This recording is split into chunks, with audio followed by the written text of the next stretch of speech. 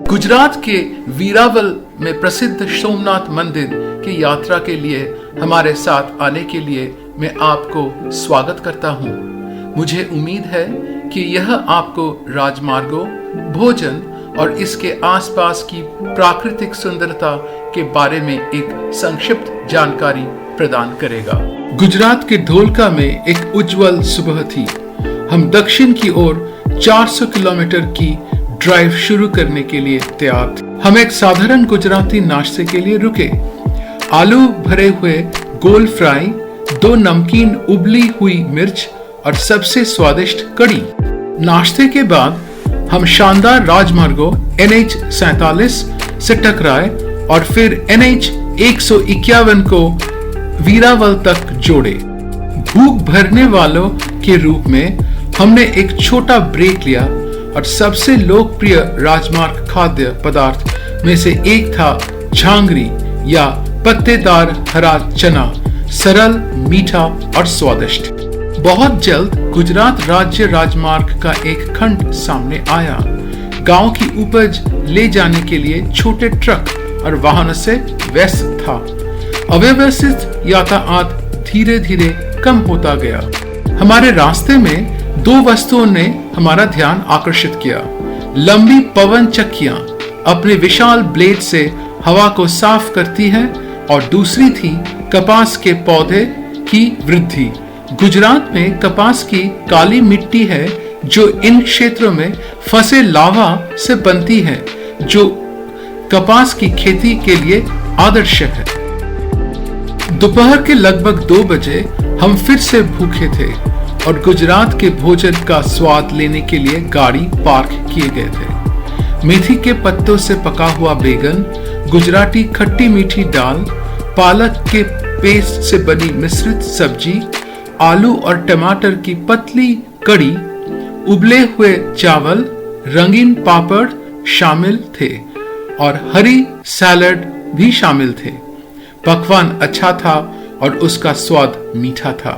सोमनाथ से लगभग 5 किलोमीटर पहले हम प्रवेश द्वार को सुशोभित करने वाले सजाया गया द्वार के पास आ गए। मंदिर की पार्किंग काफी बड़ी थी और कार खड़ी करने के बाद हम लगभग 1 किलोमीटर दूर मंदिर परिसर की ओर बढ़े।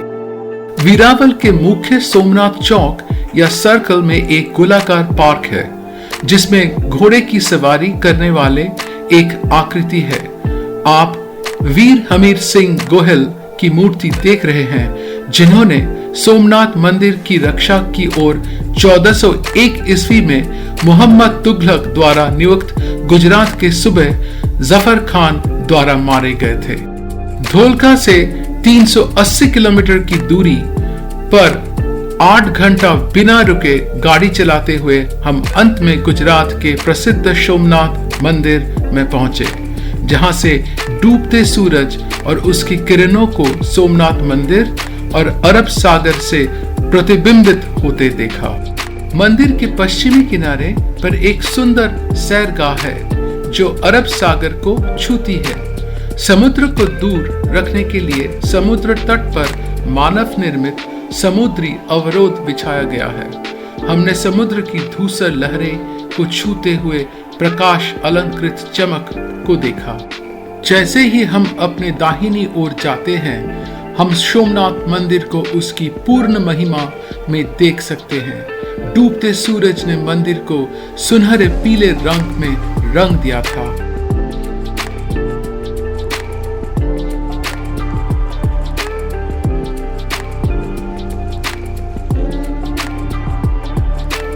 आप देख सकते हैं कि अरब सागर की कोमल धीमी गति से चलने वाली लहरें समुद्र तट पर शिलाखंडों को धीरे से ढक रही थी।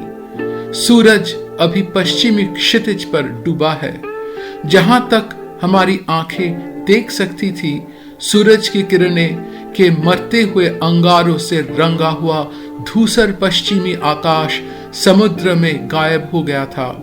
लहरों की सुंदरता और उग्रता इस ऐतिहासिक मंदिर की हिंसक कहानी प्रत्येक आगंतुक को बताने की कोशिश कर रही थी। जैसे ही हम सूर्य को देख रहे थे, हमने मंदिर से एक मंत्र या जप सुना जो समुद्र के पार गूंज रहा था। त्रयंबकम यजमाहे सुगंधिम पुष्टिवर्धनम उर्वारुकम इव बंदानत मृत्योर्मुक्षी ममृतत। इसका मतलब है कि हम 3 आंखों वाले भगवान शिव के लिए अपनी पूजा दिखाते हैं, जो सुगंधित हैं और जो सभी प्राणियों का पोषण करते हैं। जैसे माली की सहायता से पका हुआ खीरा लता के बंधन से मुक्त हो जाता है, अमृतत्व के लिए वह हमें मृत्यु से मुक्त करे। शाम को अंधेरा छाने पर सोमनाथ सोने के मंदिर की तरह चमकता है। सैरगाह पर घिरी हुई रोशनी वातावरण में 4 चांद लगा देती है। सुखदायक धार्मिक संगीत और लहरों की आवाज आपको ध्यान करने के लिए प्रेरित करती है। सोमनाथ मंदिर मारू गुर्जर वास्तुकला का एक उत्पादक है, जिसे लोकप्रिय रूप से चालुक्य या सोलांकी शैली के रूप में जाना जाता है। मंदिर की संरचना कैलाश महामेरु प्रसाद रूप पर आधारित है और गुजरात के प्रसिद्ध राजमिस्त्री सोमपुरा सतात की शानदार अभियांत्रिकी को दर्शाती है। मुझे आशा है कि अब आपको सोमनाथ मंदिर परिसर के बारे में संक्षिप्त जानकारी मिल गई होगी। घूमने का सबसे अच्छा समय दिसंबर के अंत या जनवरी की शुरुआत है, क्योंकि मौसम काफी गर्म और आर्द्र होता है।